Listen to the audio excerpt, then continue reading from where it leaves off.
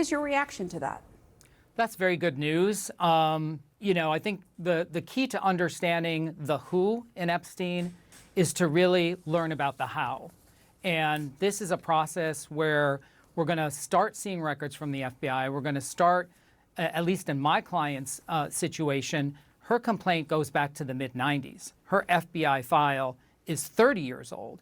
And if you really want to unpack what happened here on how Epstein gained his power and influence, you really have to go back to that period of time, the mid-1990s, where he was an unindicted co-conspirator in the Southern District of New York in 1996, the Tower financial scam. And I'd really like to see Mary Jo White, who was not only the U.S. attorney in New York at the time, but she went on to become the SEC commissioner, which is the agency that brought that case. So I think we need to go back a little bit farther, 10 more years prior to many of these witnesses' knowledge, and really start learning about how Jeffrey Epstein became the very significant and influential person that he was. What are you hearing from the victims that you represent in terms of what they would like to see happen now specifically?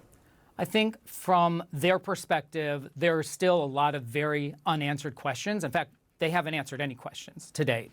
Most of the information that we've seen throughout this whole month is recycled information. It goes all the way back to the binders. All that stuff is public. My client, Maria Farmer, her file is 90% redacted.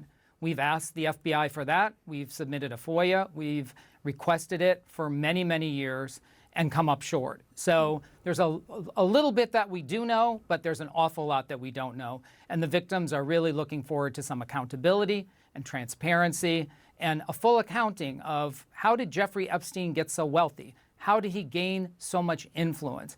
What happened in the 90s, the 2000s, the 2010s, 30 years that this individual was able to, conduct these activities, traffic in victims all across the world, and yet nothing new in the files?